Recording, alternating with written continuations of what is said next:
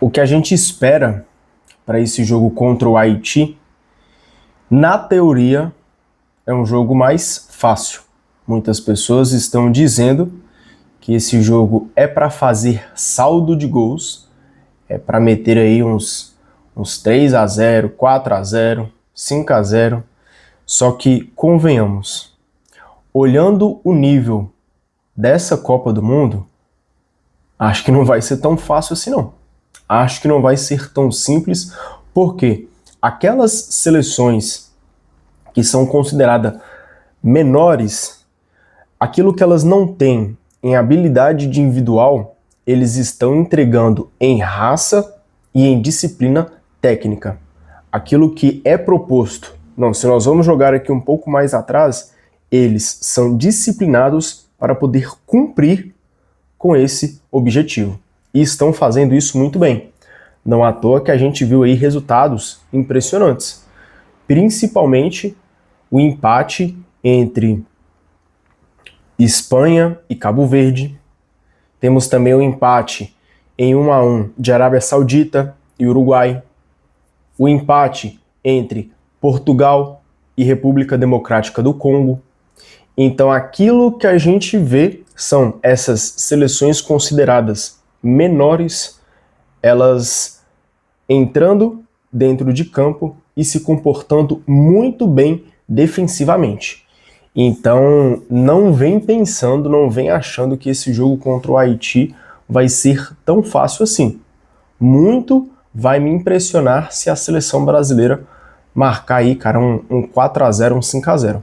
Já vou deixar adiantado aqui, né, para não ser um profeta do acontecido, para quando chegar no vídeo de análise do jogo entre Brasil e Haiti, eu acho muito difícil da seleção brasileira golear aí com mais de 4 gols.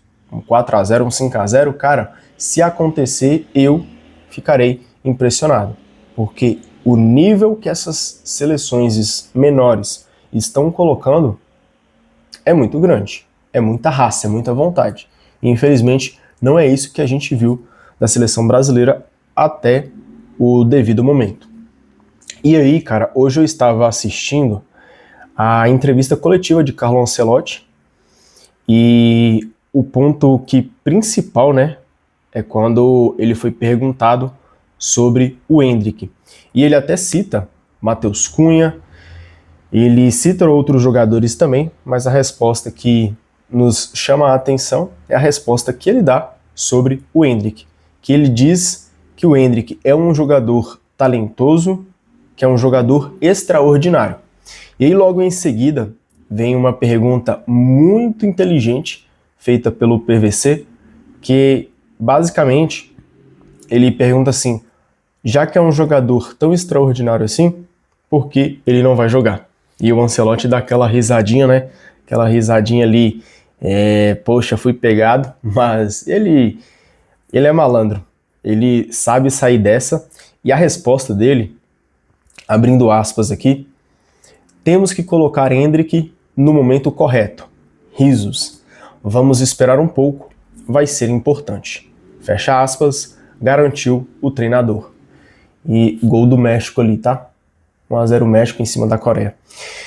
E a sensação que me passa, vendo essa resposta aqui de Carlo Ancelotti, só se ele está tentando nos enganar, mas do que vimos até aqui e do que conhecemos Carlo Ancelotti no Real Madrid e na seleção brasileira, é que mais uma vez Endrick não vai jogar. Talvez aí, quem sabe dessa vez ele entre pelo menos no segundo tempo, no decorrer do segundo tempo, mas a sensação é que Endrick não entra como titular. E o que eu acredito aqui, né, é que a maioria das pessoas queriam que Endrick entrasse como titular. Fonte aí, segundo a vozes da minha cabeça, mas vendo os comentários, percebendo ali nas redes sociais, conversando com alguns amigos, com alguns conhecidos, todo mundo acha que Endrick tem que entrar como titular dessa seleção brasileira. Mas é bem provável, pela resposta, pelo tom que ele disse aqui sobre o Endrick, é que o Endrick talvez é a última opção de Carlo Ancelotti. A gente vai ver isso amanhã. Se o Endrick vai entrar como titular ou não, isso já vai dar uma resposta pra gente, ou se ele vai entrar ao decorrer do tempo. E aí, cara, uma coisa que me incomoda um pouco, principalmente na seleção brasileira, e não só na seleção, mas isso acaba sendo um espelho dos clubes brasileiros. Vou falar aqui em específico do Cruzeiro, cara. O Cruzeiro que, para colocar um jogador que sai da base para o profissional e dar espaço para esse moleque crescer, é muito difícil. Isso acontece em outros clubes, tá? Não só no Cruzeiro, mas, infelizmente, quando um jogador jovem aparece no time profissional e qualquer erro que ele tem, ele já é criticado. Não, que esse jogador não é para jogar aqui, tem que mandar ele embora. Trazendo aqui, por exemplo, que eu estou usando do Cruzeiro, isso aconteceu e muito. Para vocês verem aí o caso de Estevão. Estevão que nem chegou a vestir a camisa profissional do Cruzeiro, mas estava na base do Cruzeiro. Vitor Roque, que foi uma situação diferente, quando o Ronaldo Fenômeno ainda era presidente do Cruzeiro. Acabou tendo ali algumas questões financeiras, mas Vitor Roque estreou no Cruzeiro. Igor Thiago, que é o grande exemplo aí, que está jogando nessa Copa do Mundo e, coincidentemente ou não, está sendo criticado pela sua atuação contra o Marrocos, mas Igor Thiago saiu daqui no momento muito apagado do Cruzeiro. Então, isso é um espelho que a seleção brasileira tem. Talvez não se valorizar o jogador jovem por achar que ele é jovem demais, por achar que ele não é tão maduro assim, a gente acaba perdendo grandes oportunidades, grandes resultados. Talvez se o Endrick tivesse entrado, talvez, né, que a gente vai viver aqui no se, e se tivesse acontecido. Então, se o Endrick tivesse entrado contra Marrocos, talvez o resultado teria sido diferente. Talvez aquele passe que Rafinha recebeu ali para poder marcar o gol, talvez Endrick teria marcado. Enfim, porque a gente vê aí tantas seleções, cara. O próprio Marrocos, com um jogador mais novo lá, que eu não vou lembrar o nome aqui agora. Tem o Lamine Yamal pela Espanha. Então a gente precisa dar mais credibilidade. Não é achar que um jogador de 19 anos não dá conta, porque dá conta sim. Os números estão aí, outros jogadores de outras seleções estão aí, e está mostrando que o jogador que tem... Desculpa, que apareceu a notificação aqui no celular. Mas o jogador que tem vontade, e o que essa molecada tem é vontade. O Brasil acaba queimando os seus jogadores. Enfim, essa respostinha aí de Carlo Ancelotti, temos que colocar Endrick no momento correto, vamos esperar um pouco, vai ser importante. Tô achando que o velho vai deixar o Endrick mais uma vez no banco. Enfim, eu quero aqui agora gravar com vocês, deixa eu puxar aqui a minha tela, cara. Quero mostrar como eu escalarei a seleção contra o Haiti. Deixa eu só gravar aqui a minha tela, que aí nós vamos escalar juntos. Só um minutinho que aqui tá o uso. Porque, cara, a gente precisa buscar coisa diferente. Porque senão a gente vai levar um sacode aí da seleção haitiana, e aí, meu amigo, a coisa vai ficar feia. Tô aqui com a tela aberta. Vamos escalar a seleção brasileira contra o Haiti. Estou usando aqui o site do GE. E eu até estava procurando aqui antes a formação que eu iria usar, mas eu não consegui achar. Vou tentar usar uma parecida aqui e vou explicando ela ao decorrer do vídeo. Eu queria a formação 4-2-3-1, mas infelizmente eu não achei aqui, porque seria muito simples de entender no meu ponto de vista. Uma linha defensiva com 4 jogadores, 2 volantes ali na frente, 3 meio-campistas, um central, um camisa 10, 2 pontas e um centroavante. Então o que eu vou fazer aqui? Ó? Eu vou colocar a formação 4-3-3, que basicamente não dá para comparar com a 4-2-3-1 na prática, mas aqui na teoria acho que vai dar para vocês entenderem, beleza? Então vamos lá, vamos começar pelo goleiro.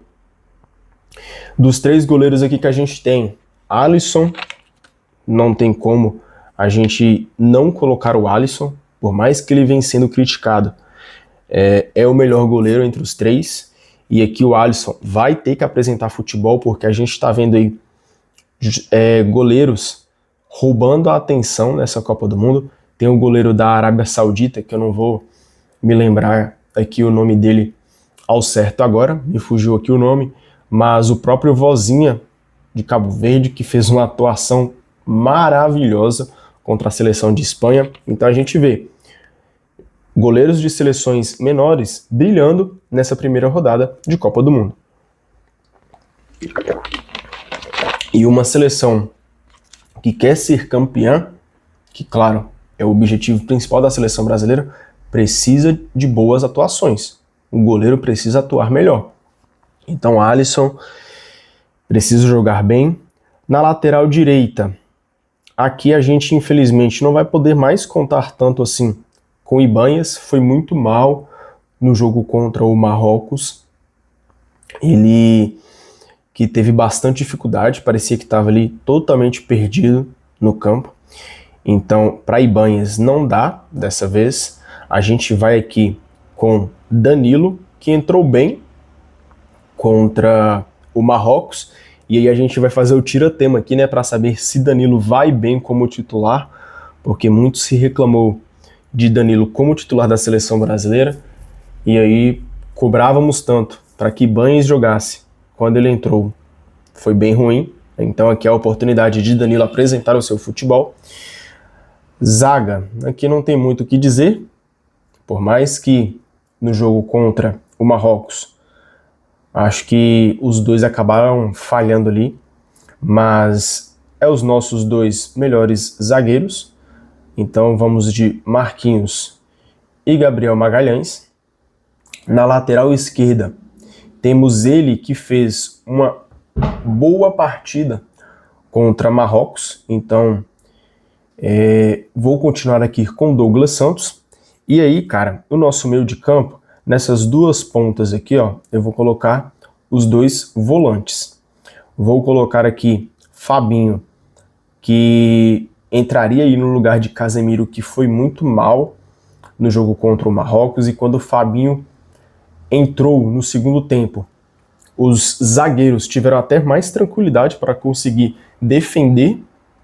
Então o Fabinho ajudou bastante nessa parte defensiva no jogo contra o Marrocos. Então ele entraria aqui nesse jogo contra o Haiti. E até para deixar claro, essa formação aqui, cara, pode ser que eu mude ela ao decorrer dos jogos da Copa do Mundo. Porque essa escalação aqui ela é específica para jogar contra o Haiti. E por quê? Aqui, o esquema de jogo, acho que dá para arriscar mais, dá para ser um pouquinho mais ofensivo. Mas talvez contra as seleções consideradas aí mais fortes, é só decidir gravar um vídeo que a galera de moto resolve sair na rua. Mas enfim, talvez jogando aí contra seleções mais fortes, até com 3 zagueiros eu iria aqui, tá? Porque, né, a gente sabe como é que é. Mas como é que é contra o Haiti, Fabinho seria o nosso volante, um pouco mais adiantado, cara. Eu colocaria o Bruno Guimarães, que vem ali fazendo bons jogos com a camisa da seleção, dá para evoluir um pouco mais, mas se não render bem, o meu reserva imediato aqui seria Danilo Santos. Mas para iniciar o jogo como o titular, eu colocaria Bruno Guimarães. E nosso meio de campo, infelizmente, não vai dar aqui para Lucas Paquetá, que foi muito mal também no jogo contra contra o Marrocos acabou dando uma melhorada ali no segundo tempo, mas infelizmente não passou de muita coisa. Então aqui a gente iria de Matheus Cunha, que até está com a camisa 9 da seleção brasileira, mas não faz esse papel. Ele atua ali um pouco mais no meio de campo, buscando a bola um pouco mais atrás e formando jogada para o ataque. Então Matheus Cunha seria o meu meio-campista, e aqui explicando, né? Fabinho e Bruno Guimarães um pouco mais atrás e Matheus Cunha um pouco mais espetado lá na frente. Aqui infelizmente não vai dar para fazer isso devido às configurações aqui do site do GE, mas só explicando para vocês, tá? Fabinho e Bruno Guimarães um pouco mais atrás e Matheus Cunha articulando o nosso meio de campo. No ataque, no lado esquerdo, eu iria com Vini Júnior, que foi o melhor jogador da seleção brasileira contra o Marrocos. E então não dá para deixar Vini Júnior de fora. E aqui, cara, infelizmente, Rafinha vai ficar no banco de reserva. Rafinha jogou muito mal, muito mal. Para mim, foi o pior jogador em campo da seleção brasileira no jogo contra o Marrocos. E por que eu falo que ele foi o pior? Porque Carlo Ancelotti insistiu em deixar ele nos 90 minutos dentro de campo. E Rafinha, ó, muito mal. Decisões erradas, passe errado, finalização errada, drible errado. Não gostei nem um pouco da participação de Rafinha. Sei que Rafinha é um grande jogador, mas, cara, jogou muito mal. Talvez, se pegar um banco aí, entrar num segundo tempo, talvez até consiga evoluir, mas para entrar como titular, infelizmente, Rafinha não dá. Eu iria aqui, cara, arriscando um pouco, eu iria com Ryan. Ryan seria o meu ponta pelo lado direito, ele que pelo Bournemouth consegue fazer essa função ali, trocando às vezes um pouco mais puxado para dentro da grande área, como um centroavante, mas como um ponta, ele jogou muito bem, principalmente naquele jogo contra o Panamá, se eu não me engano, acho que foi contra o Panamá que o Ryan entrou e ele marcou um dos gols da seleção brasileira. Então Ryan entraria ali na ponta direita para ser o nosso camisa, ali na camisa 11, né? Nosso camisa 12. Enfim, deixaria Ryan aqui como titular. E aqui é claro, cara, aqui não tem muita dúvida, aqui não precisa de nenhuma surpresa. Eu iria com Endrick, nosso centroavante, que vai para cima, não tem medo dos zagueiros, gosta de jogar, gosta de ir para cima, chuta de qualquer lugar que tiver, é de fora da área, é de dentro da área, é na frente do goleiro, é fazendo um corte no zagueiro e tentando jogar na gaveta, é por cima, é com cabeceio, ou seja, Endrick precisa entrar como titular nessa seleção brasileira. Carlo Ancelotti, por favor, irmão, não dá para esperar mais, não dá. Endrick já é realidade. Endrick não é mais só para o futuro. Para o futuro ele vai ser muito importante, tenho certeza absoluta disso. Mas a gente precisa dele para agora. É para esse momento. A Copa de 2030 nem chegou, nós estamos ainda na Copa de 2026. E a gente precisa do Endrick, ó, agora. Então, essa seria a minha escalação, seriam meus 11 iniciais para essa Copa do Mundo. Alisson no gol, Danilo na lateral, Marquinhos e Gabriel Magalhães e Douglas Santos na lateral esquerda, Bruno Guimarães e Fabinho são os meus volantes, Matheus Cunha, que aqui está aparecendo como volante, mas seria o meu articulador um pouco mais adiantado, como camisa 10, Vini Júnior na esquerda, Ryan na direita e Endrick na ponta, Endrick como centroavante, lá na boca do gol, pronto para poder marcar para a seleção brasileira e garantir aí, quem sabe, saldo de gols contra o Haiti. é isso. Vamos ver o que o Brasil vai arrumar amanhã. Cara, tomara que a gente vença. E, já digo antes, se o Brasil vencer com um placar elástico, não crie grandes expectativas não, tá? Não crie grandes expectativas. Não venha achar que, nossa, agora nós vamos ser a seleção campeã do mundo. Calma, pezinho no chão, cara. A gente ainda tem muito que evoluir. A Haiti é uma seleção mais fraca, mas se a gente vencer e vencer bem, não se iludam. A gente precisa melhorar e muito ainda essa seleção brasileira, tá bom? Deixa o seu like, coloque aí a sua opinião nos comentários. O que você achou dessa escalação? Gostou? Mudaria o quê? O que você discorda aqui? Acho que eu tô maluco em escalar alguém aqui? Deixa a sua opinião aí nos comentários pra gente poder prosear um pouquinho, beleza? Deixa o seu like, se inscreva no canal, estamos aí caminhando para 600 inscritos. Então, a sua inscrição aqui é muito importante. Até mais. Um abraço. Tchau.